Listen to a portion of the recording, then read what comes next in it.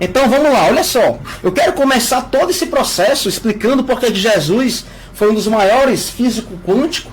Porque imagine, gente, você falar isso há 2000 anos atrás. Como é que Jesus ia falar? Ele falou através de parábolas. Era a única maneira que ele tinha, falar através de parábolas, porque era muita informação, informação muito densa, para um povo, para uma comunidade que entendia muito pouco da matemática, da física, da ciência. Imagine voltar pelo menos a 500 anos atrás e você falar para um povo que nunca imaginou que era possível transferir informação à distância. E você falar para ele o seguinte: olha só, essa caixinha aqui, essa caixinha vai fazer com que você converse com outra pessoa em outro país. Você era queimado na fogueira. O pessoal ia te chamar de louco, ia te internar no hospício, porque era algo muito fora do tempo. Então Jesus ele veio trazer algumas parábolas, algumas informações que hoje a ciência está comprovando, mas que Jesus já ensinou lá atrás. Ele já deixou isso. E interessante que ele só não falava, ele provava, ele vivia aquela realidade. Eu queria falar com você, antes de começar aqui a falar sobre esse versículo, alguns princípios. Quando Jesus, por exemplo, ia curar um doente, o que é que Jesus falava? O que é que ele perguntava? Vamos lá. Eu quero que você acompanhe comigo aqui, ó. Então ele via a pessoa que estava necessitando da cura, né? Ele via, por exemplo, um cego. Então a primeira pergunta que ele fazia: o que queres que eu te faça? O que queres que eu te faça? Ele queria saber se aquela pessoa que estava buscando, ela sabia de fato o que ela queria. Muitas pessoas não sabem o que querem. Gente, a intenção é uma onda eletromagnética que é enviada para o vácuo quântico.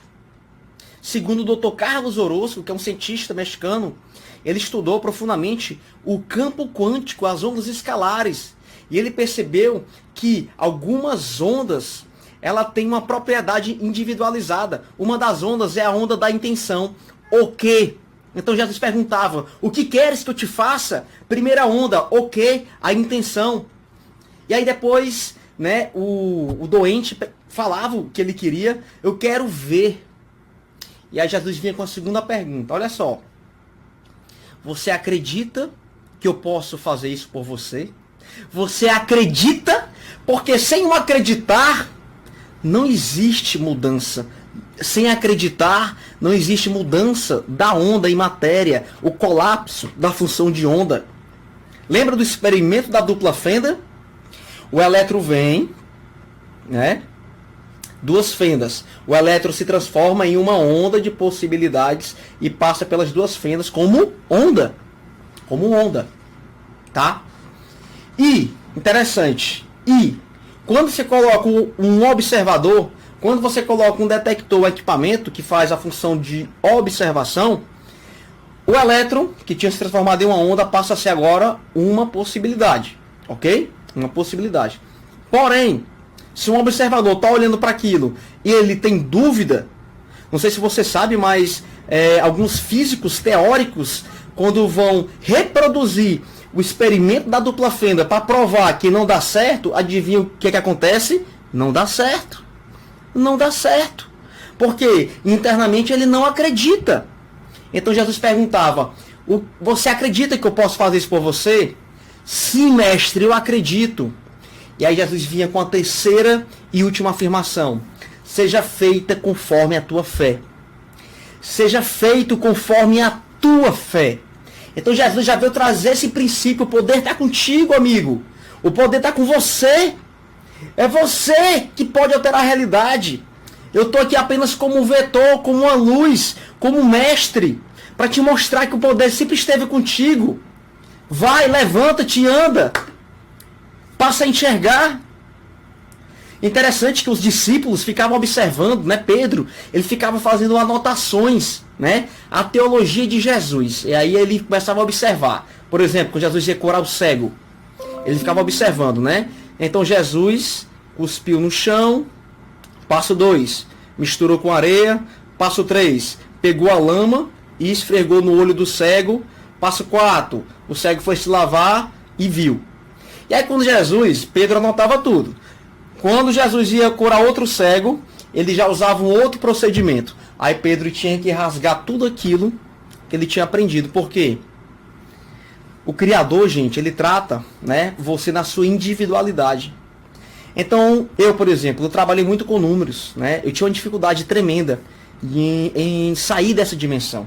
Quando eu falo sair dessa dimensão, é conseguir enxergar, conseguir acreditar naquilo que meus olhos não conseguem ver, ter a convicção daquilo que eu esperava, que eu queria para minha vida. Isso se chama fé. Só que eu comecei a receber, gente, vários sinais. Através de quê? De números, de livros. Era impressionante. Eu fazia a prova do universo, né? Eu fazia a prova da matriz divina. E aí eu começava a fazer essa prova. Depois que eu fui saber que na própria Bíblia, né? Jesus, ele fala num trecho lá, né? Que nós temos que fazer prova, né? Porque ele sabe da nossa natureza de São Tomé, né? Que eu preciso ver para crer. E todos os experimentos da física quântica mostraram o quê? Que você primeiro precisa acreditar. E aí vamos aqui, gente, para o versículo, olha só. Lá em Mateus, olha só o que é que Jesus falou. E tudo que pedires na oração, ou seja, com a mente positivamente em ação, crendo que já recebeu, ou seja, a convicção que aquilo é real, o recebereis. Gente, esse é um dos trechos mais profundos, uma das mensagens mais profundas de Jesus, que fala sobre a física quântica. Uma mensagem puramente quântica. O que é que se percebeu com a dupla fenda? Quando o elétron ele já mudou de estado em uma possibilidade e existe uma dúvida, ou aquele elétron deixa de ser observado, ele volta a se transformar em uma onda de possibilidades. Enquanto tem ali uma atenção concentrada, enquanto tem uma intenção com sentimento, num processo chamado coerência cardíaca, eu só não quero, eu sinto também. Eu tenho uma possibilidade colapsada. Eu tenho uma possibilidade, uma partícula. Porém, quando existe a dúvida, ou seja, quando você não crê, quando você não sente, aquele elétron, ele volta a ser uma onda de possibilidades.